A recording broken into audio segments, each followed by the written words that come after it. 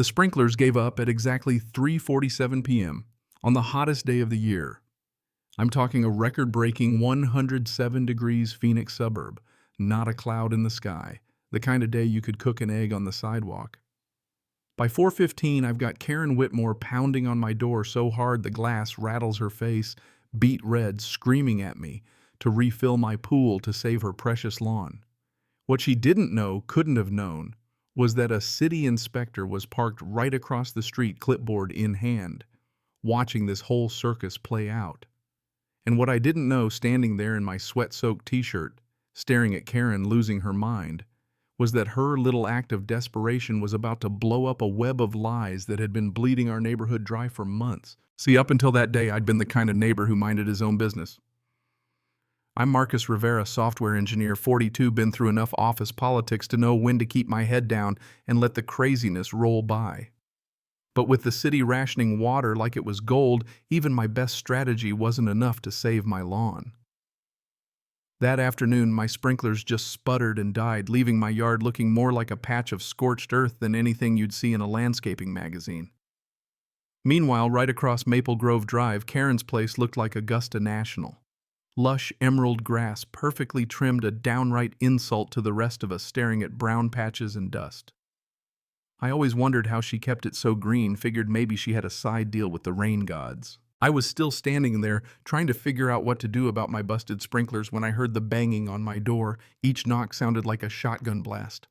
I knew who it was before I even opened up Karen in her designer sandals, white caprice, and some fancy blouse that looked like it cost more than my monthly grocery bill, barged right into my house like she owned the place, already sweating through her shirt but still carrying herself like she was the queen of the HOA. "Open this door right now, Marcus. We need to talk." She didn't wait for a response, just stormed right in, jabbing her phone in my face. "Look what you've done to my lawn," she shrieked, showing me a picture of her supposedly ruined grass, except I'd seen her lawn that morning, and it was as green as ever, almost fake-looking. "I don't understand what this has to do with me," I said, just trying to keep things civil. But Karen was having none of it. "Your pool is hogging all the water pressure, my sprinklers are barely working, and my lawn is dying because you're selfish." Now, my pool is a half-empty above-ground tank my wife Elena's been begging me to get rid of. I drained it weeks ago when the city went to stage 4 restrictions. "Karen, my pool's been empty for weeks," I told her, but she called me a liar, swore she could see from her upstairs window that it was still full. I felt that familiar corporate knot in my stomach. You know, when you're getting blamed for something you didn't do, but you realize it's not about facts, it's about control. "You're welcome to come look for yourself," I said, trying to stay calm, but she just sneered. "I know what I saw and I know what needs to happen." She whips out her tablet and starts quoting some imaginary city ordinance, says I have to refill the pool and run a hose to her yard. Supposedly the water truck comes every Tuesday at 5 for emergency fills, yeah right, and she expects me to hijack the whole thing for her grass. Just then, out of the corner of my eye, I see a white truck parked across the street with Authority Inspection Division on the side. That's when Karen's face loses all its color. The city inspector gets out, starts snapping photos of her sprinklers, taking readings with some gadget documenting everything. Karen's phone buzzes, she glances at it and goes even paler. "You need to help me," she whispers. Gone is the neighborhood queen now, she's just scared. Her phone rings, she answers. "No, I'm not at home right now." "What inspection?" "I wasn't notified." Her voice trails off, her hand shaking so bad I almost feel sorry for her. Almost. The inspector officer Rodriguez, as I find out, walks right up to us all business. "Mrs. Whitmore, we've been trying to reach you. Someone's been accessing the emergency water supply without authorization. The illegal tap is registered to your address." The words hit like a bomb. Karen cycles through every stage of denial, then just collapses into a chair. Rodriguez pulls out his tablet and shows us the evidence photos of a professionally installed tap hidden under a fake rock in her yard. 4 months, 50,000 gallons, enough for 24 families, all sucked up to keep Karen's grass green while everyone else was rationing. "My lawn is my life." She whimpers. The HOA, the garden club, they all look to me. "Rodriguez isn't having it. We've got elderly residents in the hospital while you're running sprinklers 18 hours a day." And that's when it clicks. Karen didn't just steal water. She took from people who were already struggling. Mrs. Johnson down the street, 83 years old, ended up hospitalized last week because she tried to make her ration last. The Reyes kids had to move in with relatives because their well dried up. Meanwhile, Karen was out here living lush. Rodriguez says they got an anonymous tip that morning about weird pressure changes. Took them 2 hours to find the illegal tap. Karen tries to pin it all on me, begging me to say the water was for my pool. But Rodriguez lays it out the tap took permits, pro-level plumbing access to city maps. Not just a homeowner with a wrench, this was organized theft. That's when Karen's phone buzzes again, her husband Bob, a city engineer, calling from the water department in full panic. Investigators are here, they're pulling usage reports, installation permits. Rodriguez has her put the call on speaker. Bob tries to keep her quiet, realizes he's being recorded, then goes silent. "I want a lawyer" is all he manages before hanging up. Rodriguez reads Karen her rights. Fraud, theft, conspiracy, you name it. As she's led out in cuffs, Karen looks back at me and actually asks if I'll water her lawn just until this gets sorted out. I stare at her dumbfounded. "No, Karen, I couldn't."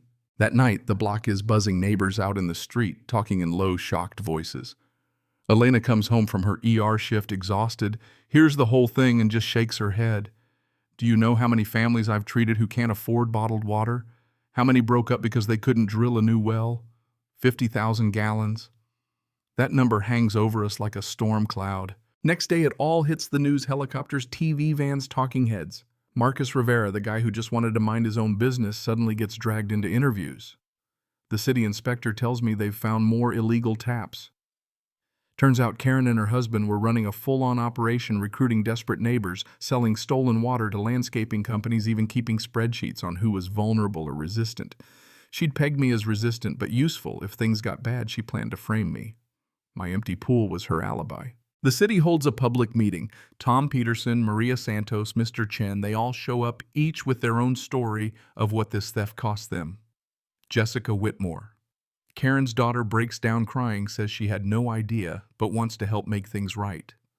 Turns out Bob and Karen had plans to expand files on 6 more neighborhoods' connections to the water department, maybe even city officials in their pocket. The whole thing goes all the way up. Then one morning my phone buzzes. Bob Whitmore found dead in the water facility, apparent suicide, left a note confessing to everything, naming names. Jessica is crushed. Karen calls her in a panic, begging her to lie for her, but Jessica refuses. "You abandoned the neighborhood months ago," she tells her mom. That's when the story truly ends for the Whitmore family, but just starts for the rest of us. Months later, I'm testifying at Karen's trial, walking the jury through everything from the busted sprinklers to the midnight phone calls. The evidence is overwhelming: financial records, text messages, body cam recordings, even Bob's letter making it clear Karen was no innocent victim. She was the ringleader. She gets 15 years. Her house seized, the Whitmore lawn finally replaced by a drought-resistant garden planted by the new owners, the Patel family. The best part: our neighborhood comes together like never before. Jessica helps launch a community garden on the site of one of the old illegal taps. Mrs. Johnson gets a rainwater system with the restitution money.